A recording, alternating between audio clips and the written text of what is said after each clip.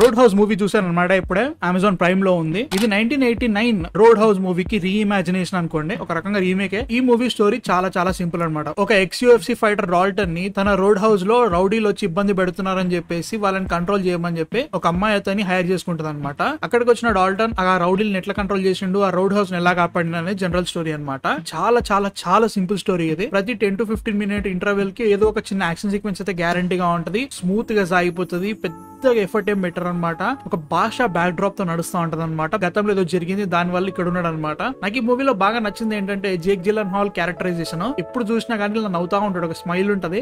ఆ స్మైల్ కోపంగా మారిన తర్వాత తనని ఎవరు ఆపలేరు అనమాట.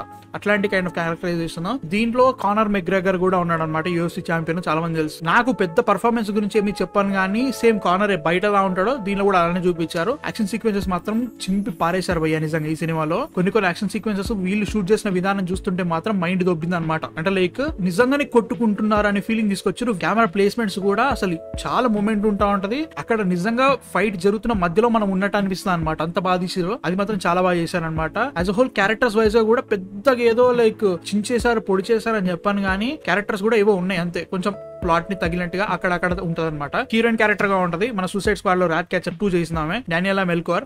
ఆమెను కూడా పెద్దగా ఏం మారలేదు. మన జనరల్ తెలుగు సినిమా హీరోయిన్ ఎలా ఉంటుందో అలా ఉందన్నమాట. టెక్నికల్లీ చెప్పాలంటే ఈ సినిమా చూస్తున్నంతసేపు చాలా వరకు తెలుగు సినిమా ట్రోప్స్ కనబడ్డాయి అనమాట. ఎక్కడెక్కడ మనం వాడతాము, జనరల్ భాషా బ్యాక్ డ్రాప్ అవన్నీ తెలుస్తా ఉంటాయి. విత్ స్మాల్ హాలీవుడ్ టచ్ అనిపించింది. 2 hours మూవీ ఎక్కడ బోర్ కొట్టలేదు. కొంచెం స్లోగా నడుస్తూ ఉంటది, పర్లేదు. కాకపోతే ఎప్పుడైతే యాక్షన్ సీక్వెన్స్ వస్తూ ఉంటాయో అడ్రినలిన్ రష్ చాలా బాగుంటాయి. కొన్ని ఎపిసోడ్స్ అయితే చాలా బాగున్నాయి. క్లైమాక్స్ ఒకటి చాలా బాగుంది. అండ్ ఆల్సో మూవీ మధ్యలో కానర్ మెగ్రెగర్ తో రోడ్ హౌస్ లో ఒక ఫైట్ సీక్వెన్స్ ఉంటది. అది కూడా చాలా బాగా చేశారనమాట.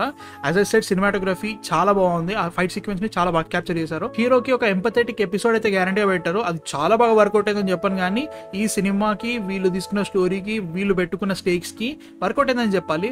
ఆల్ ఇన్ ఆల్ ఇదేదో గొప్ప సినిమా అని చెప్పాను కానీ ఓ 2 hours మైండ్ పక్క పెట్టేసి ఎంజాయ్ చేయొచ్చు. యాక్షన్ సీక్వెన్స్ కానీ ఏదైనా కానీ మంచి టైం పాస్ మూవీ అనమాట.